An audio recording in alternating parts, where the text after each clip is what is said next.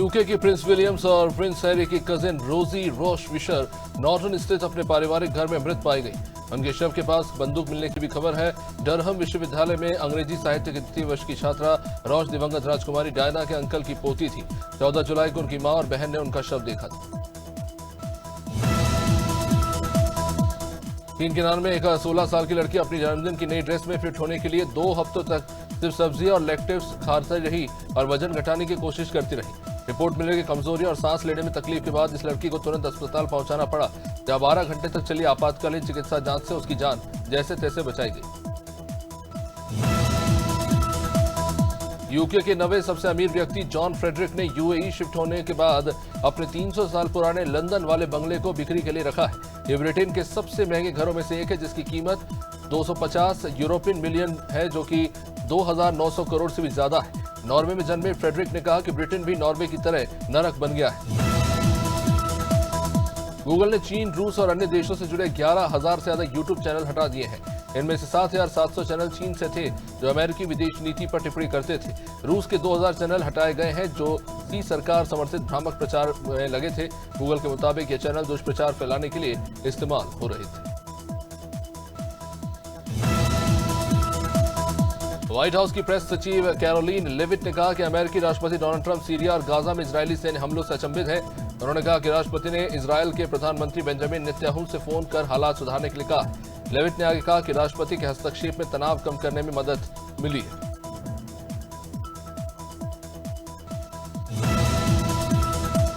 France के एम्बर्ट शहर का प्रशासन वहां के खाली और जर्जर मकानों को अब मात्र 1 यूरो यानी कि करीब 100 रुपए में बेच रहा है। इस शहर की आबादी 4,500 के आसपास अब बचकर रह गई है और सरकार का मकसद शहर की गिरती हुई जनसंख्या को रोकना और नए लोगों को वहां पर बसाना है।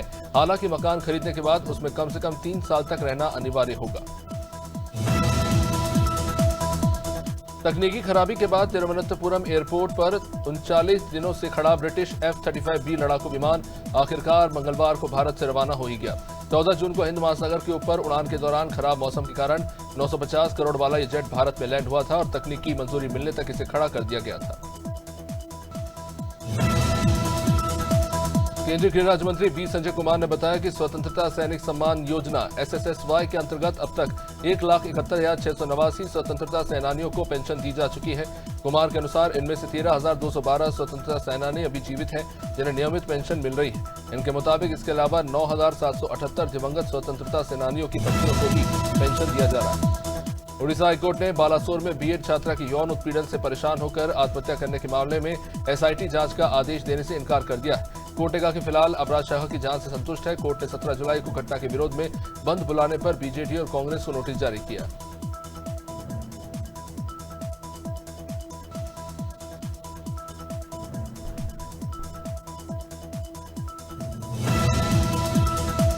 रैपिडो की एक महिला पैसेंजर ने सोशल मीडिया पर एक वीडियो शेयर किया, जिसमें वो बाइक पर सवार होकर वीडियो बना रही है और फिर बाइक का एक्सीडेंट हो जाता है। इस महिला के मुताबिक उसे हेलमेट नहीं दिया गया था। इस पर रैपिडो ने जवाब देते हुए कहा कि हमने यात्री के अनुरोध पर ड्राइवर के खिलाफ कोई कार्रवाई नहीं की है।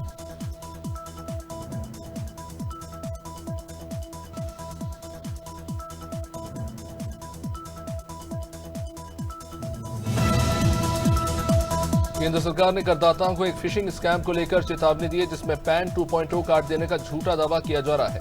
PIB फैक्ट चेक के अनुसार जालसाज भ्रामक ईमेल भेज रहे हैं, जिनमें QR कोड सपोर्ट वाला नया पैन कार्ड वर्जन उपलब्ध कराने का झूठा दावा किया जा रहा है।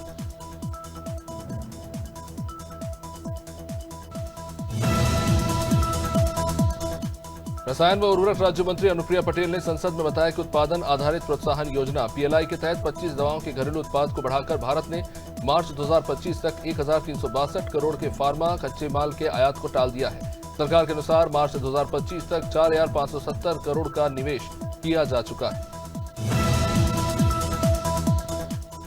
बिहार में विशेष गहन पुनरीक्षण के दौरान 52 लाख से अधिक मतदाता अपने पते पर नहीं गए। चुनाव आयोग के मुताबिक इनमें से 7.50 लाख मतदाता ऐसे हैं जो कई जगहों पर पंजीकृत हैं।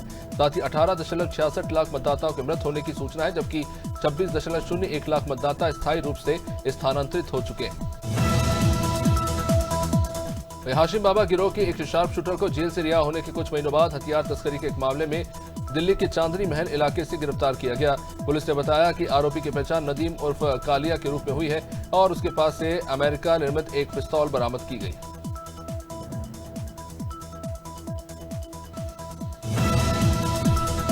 सुप्रीम कोर्ट ने बिहार के पूर्व विधायक अविनाश कुमार सिंह को सरकारी बंगले में तय समय से अधिक समय तक रहने पर 21 लाख का किराया चुकाने का आदेश दिया है। कोर्ट ने पटना हाईकोर्ट के फैसले को बरकरार रखते हुए कहा कि अविनाश ने मनमाने ढंग और अवैध रूप से सरकारी आवास पर कब्जा बनाए रखा, जो कि एक गंभीर मामला है।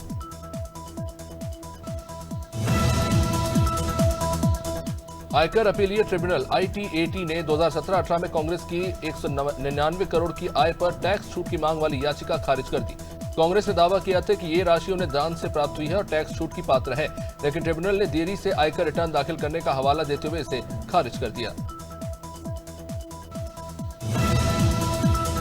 केंद्र सरकार ने मंगलवार को बताया कि 2024 में कुत्तों के काटने पर 37 लाख से अधिक मामले सामने आए हैं और रेबीज के कारण 54 लोगों की मौत हुई है। केंद्रीय मंत्री SP सिंह बघेल ने बताया कि पशु जन्म नियंत्रण नियम 2023 को अधिसूचित किया गया है, जो आवारा कुत्तों के बंध्याकरण और रेबीज रोधी टीकाकरण पर केंद्रित है। गृहमंत्री अमित शाह ने लोकसभा अध्यक्ष ओम बिरला से मंगलवार को उनके आवास पर मुलाकात की। रिपोर्ट के मुताबिक इस बैठक में जस्टिस यशवंत वर्मा के खिलाफ महाअभियोग प्रस्ताव पर चर्चा हुई। 152 लोकसभा और 50 राज्यसभा सांसदों ने इनके खिलाफ महाअभियोग की मांग की है। जांच पैनल ने भी वर्मा पर गड़बड़ियों के आरोपों की पुष्टि की।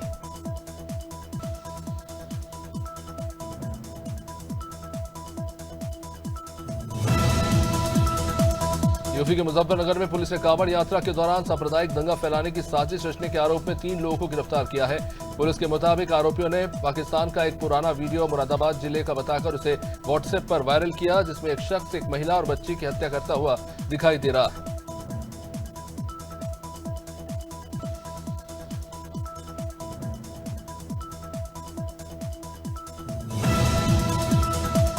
गाजियाबाद पुलिस कमिश्नरेट द्वारा थाना टीला मोड़ पुलिस टीम द्वारा गैंगस्टर एक्ट में वांटेड एक शातिर व्यक्ति को पुलिस मुठभेड़ के दौरान गिरफ्तार किया गया।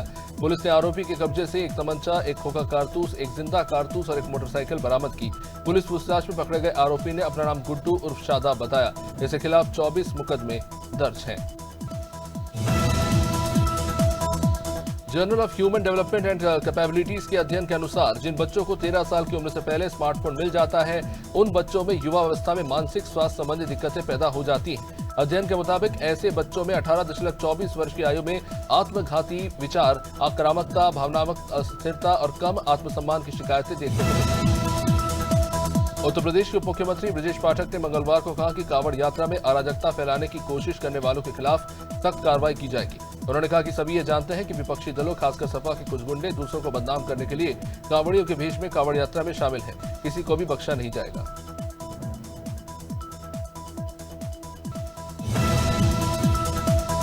सहारनपुर के सतपुरा गांव में जंगल में शिकार को लाए गए शिकारियों के खूंखार कुत्तों ने खेत में चारा काट रही बुजुर्ग महिला पर हमला कर दिया।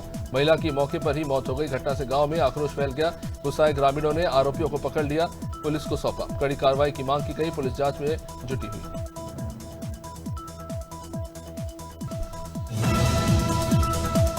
सीतापुर में सामुदायिक शौचालय केयरटेकर्स के वर्षों से रुके मानदेय को लेकर भास्कर यादव के नेतृत्व में ज्ञापन सौंपा गया।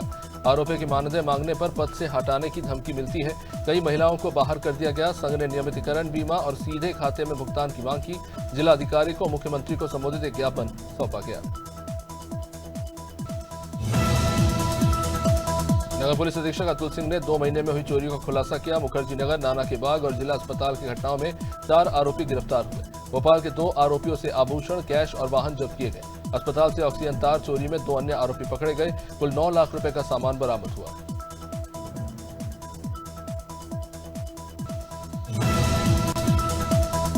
अमरवाड़ा की वार्ड नंबर 13 में रानी अवंतीबाई की विशाल प्रतिमा लगेगी। सांसद विवेक साहू और विधायक कमलेश शाह ने मिलकर 10 लाख रुपए स्वीकृत किए। चबूतरे का निर्माण भी पूरा हुआ। लोधी समाज ने धातु संग्रह रथ रवाना किया। रैली के जरिए गांव में धातु दान जुटाया जाएगा। कार्यक्रम में पूर्व मंत्री जालम पटेल, अध्यक्ष प्रीति तिवारी और अन्य नेता शामिल रहे। अकबरपुर के बीएन इंटर कॉलेज के पूर्व प्रधानाचार्य विपिन सिंह की बड़ी मुश्किलें। 10 लाख रुपए से अधिक के गबन के मामले में कोर्ट ने फिर से विवेचना का आदेश दिया। प्रबंधक टंडन ने मुकदमा दर्ज कराया था। पहले फाइनल रिपोर्ट लगी थी, लेकिन विरोध में दी गई याचिका पर सुनवाई हुई। अधिवक्ता ने कहा कि अगली बार पेश न होने पर जारी होगा वारंट।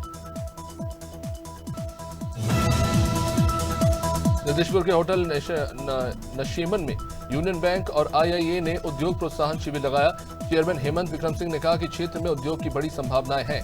बैंक के जोनल हेड राजेश कुमार ने बताया कि लघु और मध्यम उद्योग के लिए कई लोन योजनाएं भी उपलब्ध हैं। बैंक घर आकर भी लोन उपलब्ध कराता है। जगदीशपुर में यूनियन बैंक की शाखा जल्द खुलेगी। बलसी थाना क्षेत्र में पुलिस और बदमाशों के बीच में मुठभेड़ हो गई। ऑपरेशन लंगड़ा के तहत हुई इस बड़ी कार्रवाई में फायरिंग में 2 बदमाश घायल हो गए। दोनों के पैर में गोली लगी, जहां एक पुलिसकर्मी घायल हो गया। बदमाशों की पहचान अलीगढ़ के पिसावा थाना क्षेत्र के रूप में हुई। मुखबिर की सूचना पर की गई घेराबंदी में जहां पुलिस ने जवाबी फायरिंग की।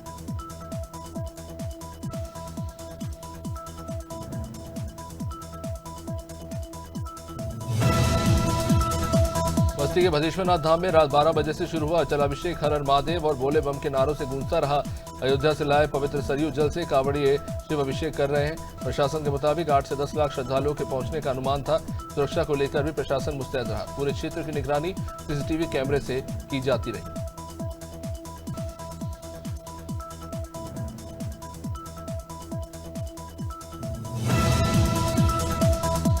सिम्स हॉस्पिटल के अवैध निर्माण को नगर विकास न्यास ने सीज किया। कई नोटिस देने के बाद भी हॉस्पिटल प्रबंधन ने बात नहीं मानी। आखिरकार कार्रवाई हुई। हॉस्पिटल की कार्यशैली पर पहले भी सवाल उठ चुके हैं। आगामी आदेश तक पूरा हिस्सा जो है वो सीज रहेगा।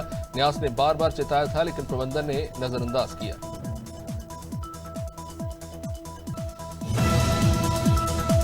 हापुड़ के पिलखुआ क्षेत्र में पुलिस और बदमाशों के बीच मुठभेड़ हुई, जिसमें 2 बदमाश घायल हुए। इनके पैरों में गोली लगी।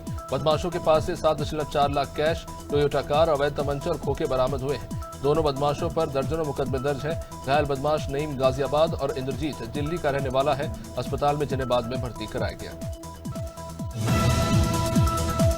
सोरो कचला चौकी इंचार्ज प्रहलाद सिंह का शव पुलिया के नीचे पाया गया। मॉर्निंग वॉक के दौरान एक अज्ञात वाहन ने मारी टक्कर, जिसके चलते उसकी मौके पर ही मौत हो गई। बाद में शव को पोस्टमार्टम के लिए भेजा गया। पुलिस विभाग इसको लेकर जांच कर रहा है। मृतक मथुरा के निवासी थे। सुबह घटना की सूचना पर राहगीरों ने पुलिस को इसके बारे में बताया। परिवार में कोहराम मचा हुआ है। कौशाम्बी में 27 जुलाई को होने वाली समीक्षा अधिकारी परीक्षा को लेकर प्रशासन सतर्क है।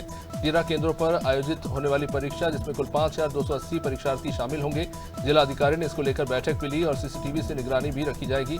प्रतिबंधित सामग्री पर रोक होगी। सभी मजिस्ट्रेट और केंद्र व्यवस्थापक को इसके निर्देश दिए गए। ये परीक्षा सुबह 9:30 से दोपहर 12:30 बजे तक आयोजित की जाएगी। मथुरा के कोतवाली क्षेत्र में पुलिस मुठभेड़ के दौरान वांटेड बदमाश निखिल उर्फ निक्की घायल हो गया। पैर में गोली लगते ही बदमाश गिरा। मौके से तमंचा और कारतूस बरामद हुआ है। धोली प्याव फाटक के पास ये मुठभेड़ हुई, जहां पुलिस ने घायल आरोपी को अस्पताल में भर्ती कराया। आरोपी के खिलाफ गंभीर अपराध का मुकदमा दर्ज था।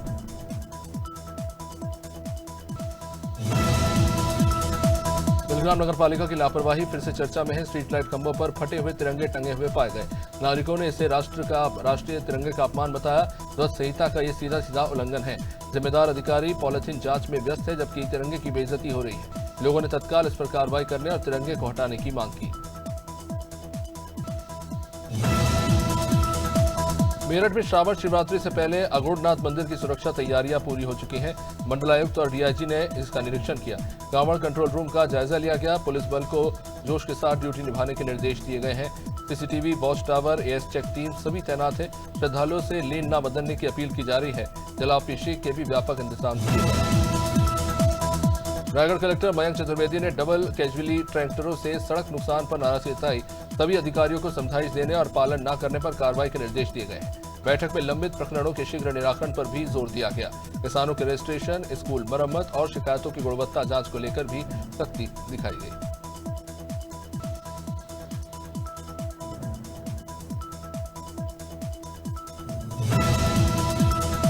रेटी में चला नशा मुक्ति अभियान, जहां एसपी दीपक शुक्ला और पुलिस अफसरों के नेतृत्व में आयोजन हुआ। नगर परिषद और सार्वजनिक स्थलों पर वीडियो से संदेश प्रसारित किया गया और नशा छोड़ने वालों की कहानियों से लोगों को प्रेरित करने की कोशिश की गई। आम जनता और स्टाफ को नशे से दूर रहने का संदेश दिया गया।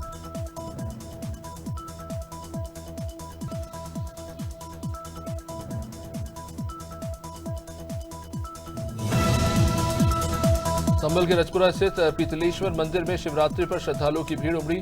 सुबह 4 बजे से शुरू हुआ जलाभिषेक। भक्तों ने जहां भोलेनाथ के शिवलिंग पर जल चढ़ाया। मंदिर परिसर में सुरक्षा के पुख्ता इंतजाम देखने को मिले। भीड़ नियंत्रण को लेकर पुलिस प्रशासन जहां मुस्तैद रहा, श्रद्धालुओं को परेशानी न हो इसका भी विशेष ध्यान रखा जाता रहा। बांधवगढ़ टाइगर रिजर्व में इलाज के दौरान एक घायल जंगली नर हाथी की मौत हो गई।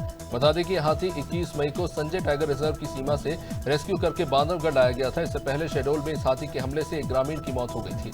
रामा कैंप में उसका इलाज चल रहा था। बीटीआर के उपसंचालक पीके वर्मा ने बताया कि हाथी की उम्र तकरीबन 20 साल थी और वो गंभीर रूप से घायल था। इलाज के दौरान उसकी मौत।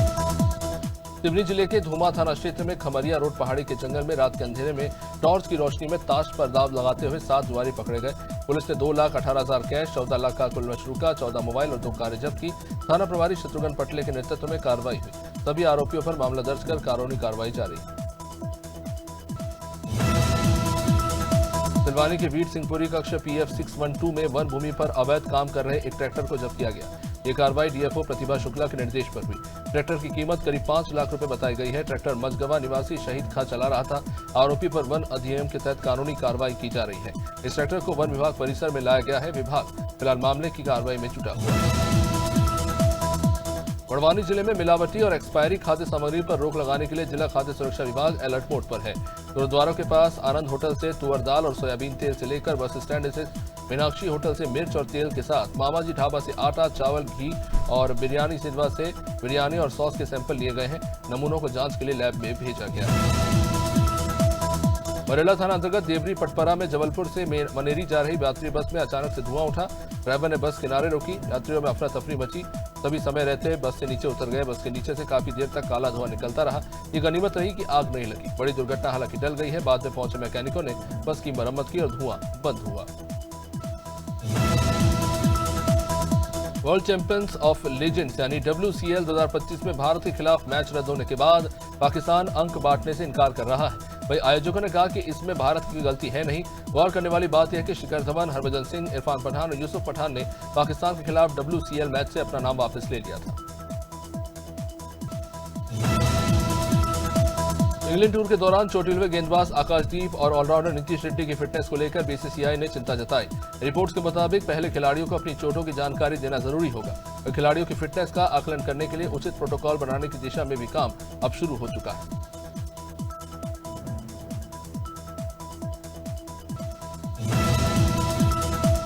रिपोर्ट के अनुसार एशिया कप 2025 नहीं होता है तो पाकिस्तान को 34 करोड़ का नुकसान हो जाएगा। रिपोर्ट की माने तो ICC बैठकों में PCB चेयरमैन मोहसिन नकवी की गैर मौजूदगी के चलते टूर्नामेंट के शेड्यूल और वेन्यू को लेकर अनिश्चितता बनी हुई है। बैठकों में PCB के CEO सुमेर अहमद को ACC बैठक को लेकर भारतीय श्रीलंकाई अफगान बोर्ड से सकारात्मक प्रतिक्रिया नहीं मिली। इंग्लैंड में भारत के खिलाफ मैनचेस्टर में खेले जाने वाले चौथे टेस्ट मैच के लिए अपनी प्लेइंग 11 की घोषणा कर दी है। चोट की वजह से सीरीज से बाहर हो चुके स्पिनर शोएब बशीर की जगह लियाम डॉसन को टीम में शामिल किया गया है। डॉसन की इंग्लैंड की टेस्ट टीम में 8 साल बाद वापसी है।